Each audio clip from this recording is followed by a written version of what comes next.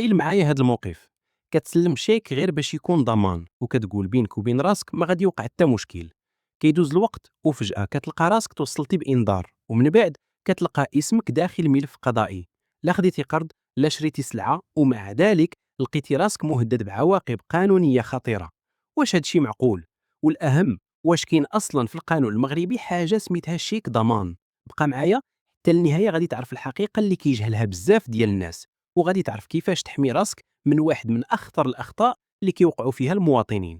أول حاجة خاص تعرفها هي أن بزاف ديال الناس كيستعملوا عبارة شيك ضمان وكأنها مصطلح قانوني، ولكن هنا كاين أول تفصيل أغلب الناس ما كيعرفوش. استعمال الناس لهذه الكلمة ما كيخليش القانون يعترف بها، وهنا كيبدا الخلط اللي كيوقع فيه المواطن. كيظن أن الاتفاق الشفوي أو حتى الكتابي يقدر يبدل طبيعة الشيك، ولكن دابا مازال ما غاديش نجاوب على هذه النقطة كاملة، حيت بعد شوية غادي تشوف علاش هذا الاعتقاد كيقدر يقلب حياتك كاملة. قبل ما نكمل، إلا كنتي مهتم تعرف حقوقك القانونية بطريقة بسيطة، اشترك في القناة ودير إعجاب للفيديو، وإلا عندك أي سؤال اكتبه في التعليقات، حيت كنختاروا أكثر الأسئلة انتشارا ونخصصوا لها فيديوهات مفصلة. دابا نرجعوا للموضوع لأن اللي جاي أخطر. شنو هو الشيك أصلا؟ ببساطة الشيك وسيلة أداء، يعني كيتستعمل باش يتخلص مبلغ مالي. الفكرة الأساسية فيه أنه كيكون قابل للأداء بمجرد ما يتقدم للبنك وفق القواعد القانونية المنظمة ليه.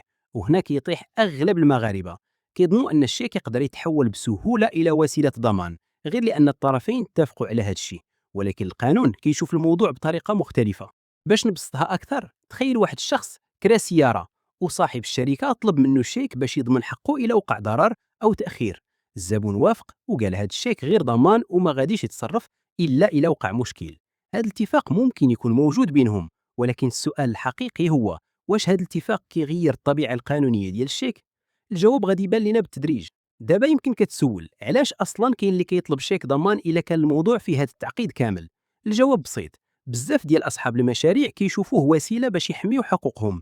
كيتستعمل في كراء السيارات وكراء الشقق وبعض المدارس الخاصة ومؤسسات التكوين وكراء المعدات وبعض المقاولات وحتى في بعض عمليات البيع بالتقسيط والخدمات. بالنسبة لهم كيشوفوه ضمانة كتخلي الطرف الآخر يلتزم بالاتفاق. ولكن هنا خاص توقف شوية، كون الناس كيديروا حاجة بشكل واسع ما كيعنيش أنها عندها نفس القيمة القانونية اللي كيظنوها. وهذه النقطة مهمة بزاف، لأن المواطن مرات كيقول إذا الشركة كلها كتطلب شيك ضمان أكيد هذا الشيء قانوني، ولكن الواقع أكثر تعقيدا من هذه الفكرة. دابا غادي نجاوب على واحد السؤال اللي كيطرحه الجميع، واش الشيك ضمان قانوني؟ الجواب الواضح هو أن القانون ما كيعتبر الشيك وسيلة ضمان بالمعنى اللي الناس كيتداولوا به. مجرد اتفاق بين جوج أشخاص ما كيبدلش الوظيفة القانونية ديال الشيك. وهنا كاين السر اللي خاص كل واحد يعرفه قبل ما يوقع على أي شيك. ويمكن كتقول دابا ايوا الا كتبنا فوق الشيك شيك ضمان، واش هاد العبارة غادي تحمينا؟ صبر شوية، هاد السؤال من أكثر الأسئلة انتشارا وغادي نرجعوا ليه بالتفصيل لأن الجواب فيه تفاصيل مهمة بزاف، والأخطر أن بزاف كيجاوبوا عليه بطريقة خاطئة. مدونة التجارة كتحدد الإطار القانوني ديال الشيك، ومن المبادئ الأساسية أن الشيك عنده وظيفة محددة وهي الأداء، وأن تقديمه للبنك كيخضع لقواعد معروفة، وكاين حالات محددة فقط اللي يمكن فيها وقف الأداء، وماشي أي نزاع بين الطرفين كيخلي البنك يرفض التعامل مع الشيك. هذا التفصيل مهم لأن بزاف كيعتقدوا أن مجرد الاتصال بالبنك كيحل المشكل، بينما الواقع القانوني مختلف. دابا غادي نمشيو للنقطة اللي كيخاف منها الجميع، واش كاينه مسؤولية جنائية؟ الجواب هو أن الموضوع يقدر يوصل لمسؤوليات قانونية حسب ظروف كل ملف، وماشي دائما المسؤولية كتكون على طرف واحد.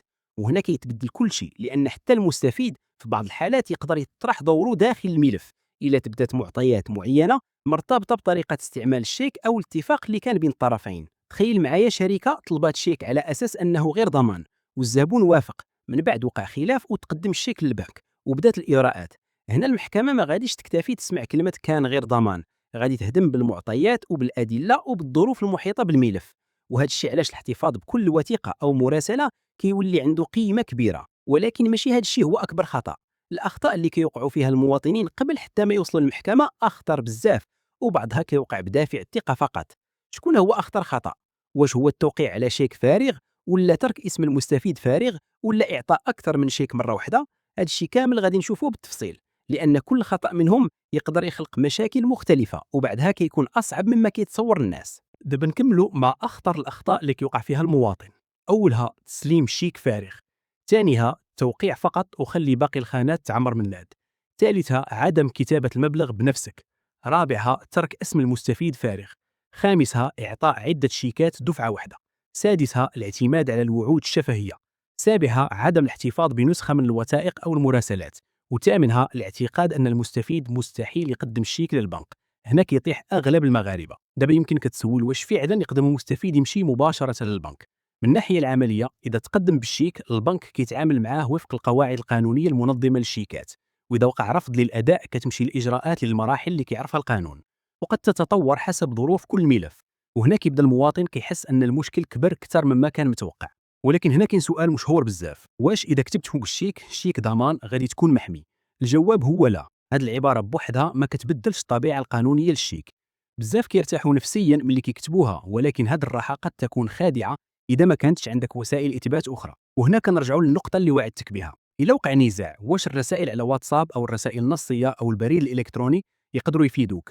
الجواب أن وسائل الإثبات يمكن يكون عندها دور مهم حسب ظروف الملف وتقدير الجهة القضائية.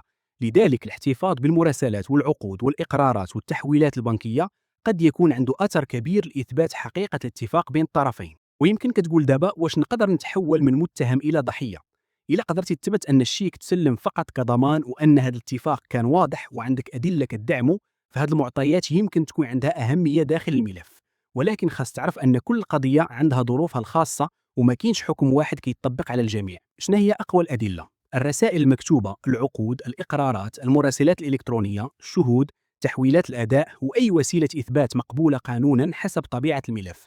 أما الاعتماد على الكلام فقط فهو من أكبر الأخطاء اللي كيضعف موقف أي طرف. خلينا نشوفوا أشهر الحالات اللي كيتكرر فيها هذا المشكل: كراء السيارات، كراء المنازل، المدارس الخاصة، المحلات التجارية، بعض شركات التمويل، البيع بالتقسيط، العلاقات بين المقاول والزبون، وحتى بين بعض المشرلين والعمال. اختلاف الحالة ما كيغيرش أهمية الاحتياط قبل تسليم أي شيك. سؤال آخر كيطرحوه بزاف: واش إذا ضاع الشيك شنو خاصني ندير؟